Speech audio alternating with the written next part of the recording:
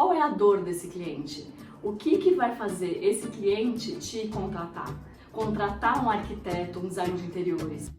Meu nome é Paty Tilo e sou arquiteta. Hoje eu estou aqui muito feliz e grata porque eu vou contar para vocês um pouquinho dos meus conhecimentos. Vou compartilhar com vocês algumas coisas do meu dia a dia, da arquitetura, com os clientes. E até hoje o tema escolhido foi como que a gente entende o que esse cliente quer, o que ele está buscando, né? A gente brinca de verdade que a gente precisa entender muito o cliente, a gente tem um ar de psicologia aqui no meio, de terapeuta, porque quanto mais a gente entrar nesse mundo, nesse universo desse cliente, mais a gente vai conseguir entendê-lo. Então vamos lá. Como que a gente começa, né? Qual é o início disso tudo? A gente, quando entende que tem um cliente em potencial, né? Pessoas que querem um projeto novo, que querem mudar a sua casa, a gente já inicia um projeto aí. Então, eu sempre falo que a gente tem que ouvir. Quanto mais a gente ouve esse cliente, se é um casal, se é uma família, não esqueçam que às vezes uma pessoa fala com você, mas tem outras pessoas que moram nessa casa. Então todas as pessoas precisam ser ouvidas, né? Sempre tem, você vai ver, depois eu conto um pouco mais sobre isso, que tem a pessoa que te contratou, que efetivamente é ela quem vai dar a cartada final, vamos dizer assim. Mas existem vários moradores naquela casa e todos eles têm que ser ouvidos. A gente tem que entender devagarzinho o que cada um quer para o seu ambiente e para os ambientes em geral, né? Afinal, eles vão morar juntos, eles vão conviver. Isso é muito importante. Outra coisa que a gente tem que também perceber bem é como vivem esses clientes.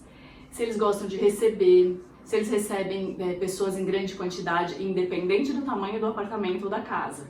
Tem pessoas que recebem muitas pessoas em um apartamento muito pequeno. Agora, tem pessoas que têm um apartamento gigante e que recebem um casal por vez ou coisas assim. Então, entender muito bem como é que vive esse cliente. Se ele recebe as pessoas, se ele gosta de sair, se ele gosta de chegar em casa, como ele chega nessa casa.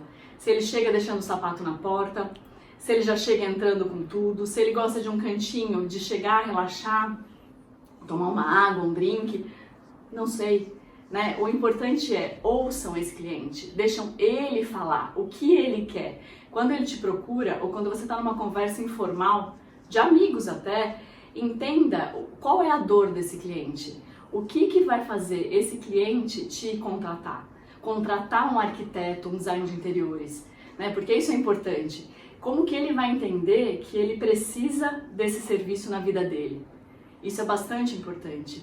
Então, ouçam o cliente e aí vocês vão anotando, assim, sem perceber, caderninho de lado ou na memória, palavras-chave, né? Eu gosto de chegar em casa, chego tarde todo dia, é uma correria, chego, já janto, tomo banho, não tenho muito tempo, mas eu preciso ir para casa para relaxar. Então você busca, dentro do que ele fala, o que é importante para ele. Um cantinho para relaxar, talvez. Né? Chega em casa no dia tumultuado, ele precisa de uma casa confortável, mas talvez ele não consiga falar isso para você. Talvez ele não consiga se expressar corretamente. Então, qual é a nossa função? A nossa função é entender o que ele está falando entre linhas, entender expressões faciais, qual a empolgação dele em cada assunto que ele fala. Por exemplo, quando o cliente fala muito da área social, né? Fala muitas coisas, porque fala do jantar, fala do estar, fala o que ele gostaria, isso é importante para ele, né? Então a área social da casa dele vai ser importante. Se ele fala muito em receber pessoas, né? No geral ele não vai receber no quarto, no banheiro, ele vai receber na área social, então é importante que essa área social abrace essas pessoas que ele vai ter na casa deles, né?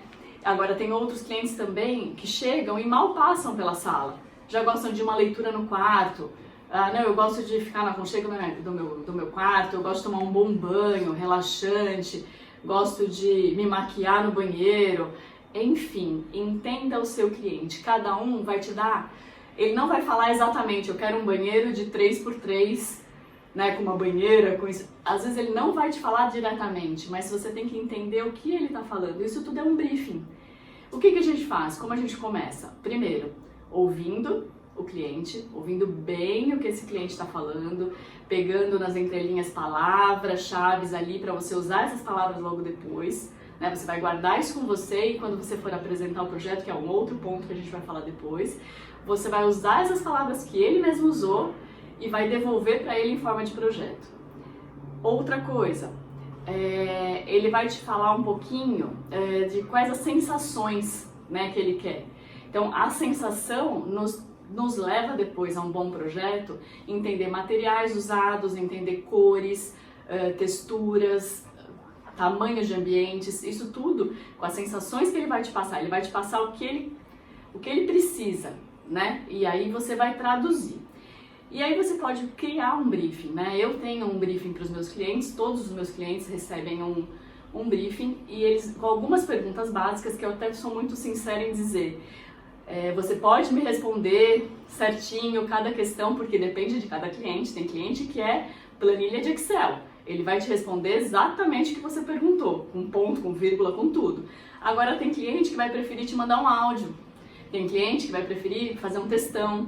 Tem cliente que não gosta de nada disso, mas vai te mandar um monte de foto, de referência, de imagem de Instagram, de Pinterest. Não sei. Entenda o seu cliente. Esse briefing vai te ajudar. Então você faça perguntas chaves, né, que vão te ajudar no projeto, mas entenda, você tem que entender da vida desse cliente. Você não vai perguntar para ele, que cor você quer no seu quarto. Não é assim. Tem que ter uma sutileza, com delicadeza. Então você pode até perguntar nesse briefing que cores te agradam mais e que cores não te agradam. É muito importante também saber o que esse cliente não gosta. Quais são as referências, né? Imagens, cores, objetos que ele realmente não quer para a vida dele. Então, e aí entendendo o que esse cliente não gosta, a gente começa a pegar as referências. Por exemplo, vamos lá. O que ele gosta de comer? Né? Quais são os hábitos desse cliente? Ele tem um hábito de alimentação mais saudável? É mais trash food? Pede muita comida fora? Isso tudo vai dando sinais pra gente de como vive esse cliente. Né? Se ele vai querer uma arquitetura mais sustentável, se ele quer a beleza. Depois você vai traduzir tudo isso.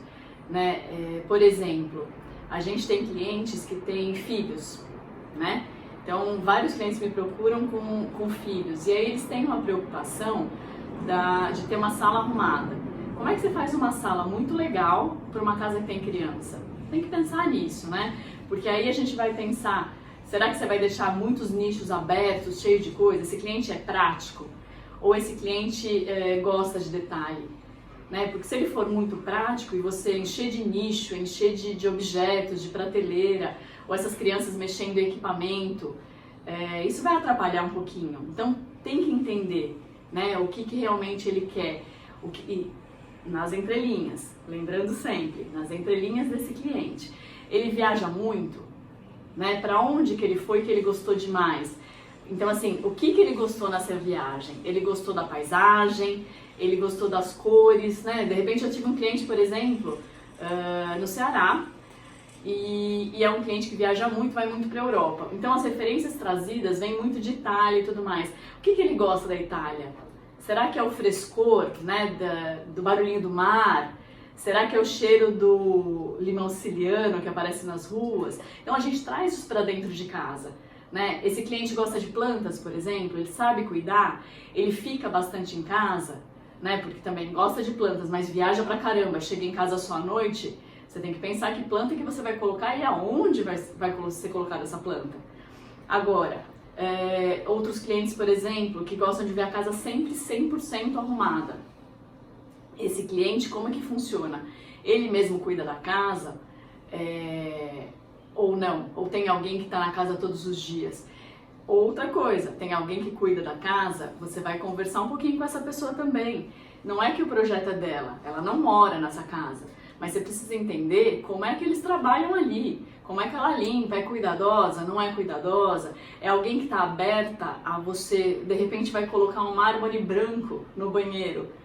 Esse mármore, né, que é um produto natural, pode manchar. Essa pessoa está disposta a entender como que a gente faz a manutenção disso tudo, como é feita a manutenção das coisas nessa casa, né? E aí vai um ponto mais delicado, mais importante da gente saber. Qual o valor que esse cliente quer investir nesse projeto? Isso é muito delicado, porque a gente trabalha falando de dinheiro, do dinheiro de uma outra pessoa. A gente sabe que a criatividade, o céu é o limite. A gente pode comprar um piso com um precinho desse tamanho ou pressão, né? Com produtos de qualidade, com produtos com referência de design, mas quanto esse cliente quer investir? É importante saber quanto ele quer investir, falar isso com delicadeza, mas pensando que se você se apaixona por alguma coisa, você vai comprar. Se você realmente quer uma geladeira XPTO, você decide se você vai pagar à vista ou se você vai fazer em 12, 15, 20 vezes. Então, não é você que decide pelo cliente, tá? É importante entender que a gente nada mais é que tradutor de sonho. O sonho é desse cliente. É daí que você vai ver todo esse briefing, vai chegar em traduzir esse sonho. Então, quem coloca preço em sonho? Eu não coloco.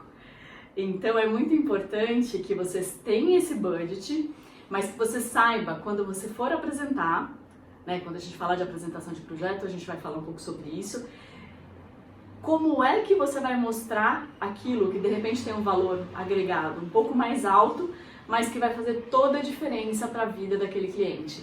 Aquilo vai fazer ele chegar em casa e falar, nossa, essa é minha casa. Porque o meu estilo eu tenho, imagino que vocês tenham o estilo de vocês, mas o cliente te procurou, né, porque gosta das suas obras, dos seus projetos, mas ele tem o estilo dele. A casa é dele, a casa não é minha. Então eu tenho que entender como ele vive, como ele quer abrir a porta de casa e se sentir em casa. E não se sentir dentro de uma revista, dentro de um ambiente decorado. É muito fácil, né, pra gente.